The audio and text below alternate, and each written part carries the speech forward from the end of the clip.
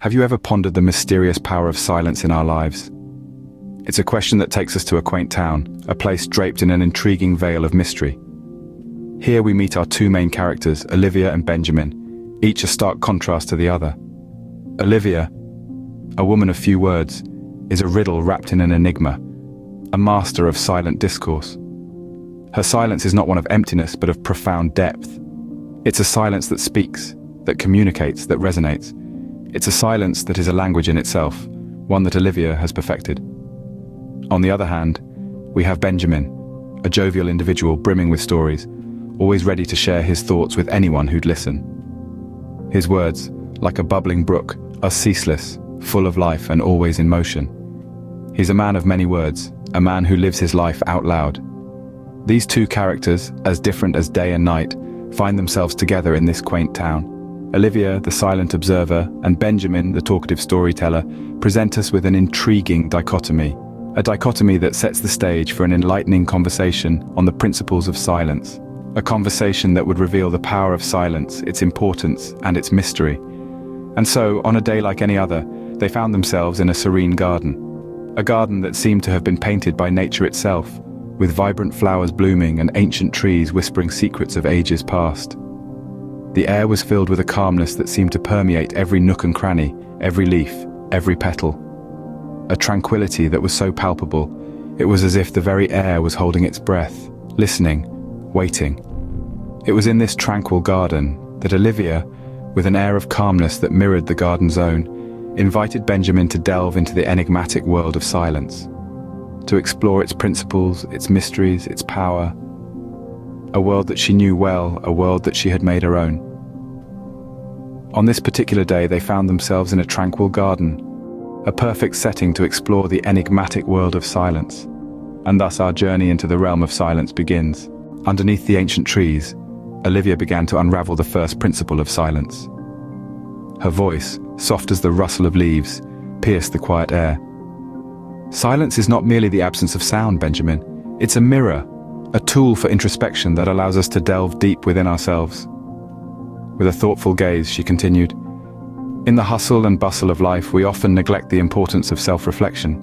Silence allows us to pause, to take a step back and observe our thoughts, emotions, and actions. It's like holding up a mirror to our inner self." She painted a picture with her words. Imagine a tranquil lake, its surface smooth and undisturbed, reflecting the world around it with clarity. That's what silence does for us.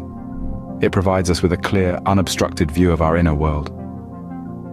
Through silence, we can become more aware of our inner dialogue, understand our strengths, acknowledge our weaknesses, and make conscious decisions about our actions and reactions.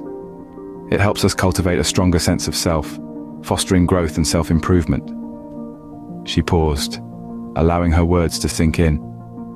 Silence is not just about being quiet, Benjamin.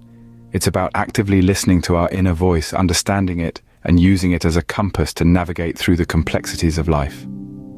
As Olivia spoke, Benjamin sat in silence, absorbing her words. He began to see silence in a new light, not as an absence, but as a space of potential. He realized that silence was not just a void, but a canvas for self-discovery and introspection. Olivia's words were like seeds, sown in the fertile soil of Benjamin's mind. He began to understand that silence wasn't an act of withdrawal, but an intentional choice, a tool for self-discovery and self-understanding. Benjamin, initially perplexed, was now starting to grasp the depth of self-awareness that silence could bring. Little did he know, this was just the beginning of his journey into the enigmatic world of silence. As the conversation deepened, Olivia moved on to the next principles of silence. The air around Olivia seemed to shimmer with the gravity of her words as she began to explore the second principle, silence as understanding. Imagine being a silent observer, she suggested, focusing wholeheartedly on the person in front of you. When we quiet our own thoughts and reactions, we can truly listen. We can begin to understand not just the words, but the emotions and thoughts concealed beneath them. Olivia paused, letting this idea seep into Benjamin's consciousness.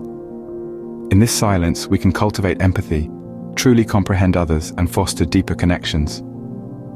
Benjamin, once the lively conversationalist, found himself caught in the embrace of Olivia's words. The once alien concept of silence now seemed like a hidden treasure waiting to be unearthed. Moving seamlessly into the third principle, Olivia's voice took on a tone of quiet resilience. Silence as strength, she began, is about the power of choosing when to speak and when to hold your peace. It's about understanding that every word we utter carries weight and significance. It's about realizing that sometimes the most powerful thing we can say is nothing at all. She continued, by choosing to speak only when necessary, we retain a certain mystique, a sense of control. Our words, when they finally break the silence, carry an amplified impact. They resonate more deeply because they are not lost in a sea of incessant chatter. Silence, then, Olivia concluded, isn't just about absence of sound. It's about the presence of understanding and the strength of restraint. It's about harnessing the power of quiet to connect, to empathize, and to influence. Benjamin sat there, the vibrant garden around him fading into insignificance as he absorbed Olivia's words. His perception of silence, once a void, was now a world filled with potential. Benjamin marveled at the idea that choosing when to speak could indeed be a form of empowerment. The conversation took a turn as Olivia spoke about the role of silence in a bustling society. She painted a picture of a world where words are a constant hum, a never-ending stream of chatter. In such a society, she explained, silence is not just an absence of noise, but an oasis of tranquility in a desert of discord. Olivia shared how silence, often misunderstood as aloofness or indifference, is actually a powerful tool for inner peace. She described it as a sanctuary where one can retreat from the clamor and find solace in the stillness. In the silence, we are gifted with the opportunity to listen, truly listen, to the symphony of life that plays beyond the chatter. She then delved into the profound serenity that silence can offer amidst societal chaos. It's not about shutting out the world, she clarified, but rather about finding a stable ground in the whirlwind of words. Silence is the calm in the storm, the eye of the hurricane, a place of stillness amidst the turbulence. Olivia then turned to Benjamin, who had always been an advocate for constant chatter. He was a man of many words, a lively conversationalist who believed that the more one spoke, the more one existed. But as he listened to Olivia, a change began to stir within him. In the quietude of the garden, amidst the vibrant flowers and ancient trees, Benjamin began to see the beauty of silence.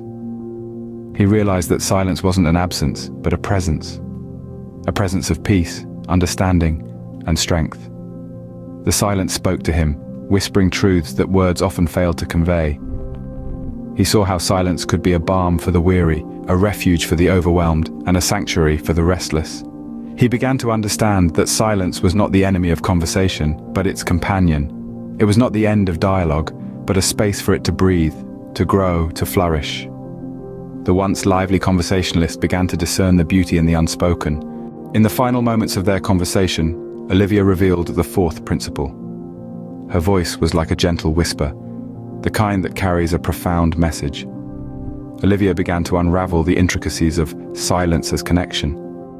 Shared silence, she explained, is a language of its own. It's a form of connection that goes beyond words, transcending the barriers of language and culture. When we share a moment of silence with another, we are not just being quiet. We are connecting on a deeper level, allowing ourselves to understand and feel each other's presence. She continued, in silence, we allow ourselves to be vulnerable, to open up to the possibility of forming meaningful connections. It's in these quiet moments that we truly listen, not just to the words of others, but to their emotions, their thoughts, their very essence. Benjamin sat quietly, absorbing Olivia's words. He realized that silence was not just the absence of noise, but a space filled with potential for understanding. It dawned on him that words were not always necessary for comprehension. Sometimes, silence could say more than 1,000 words ever could.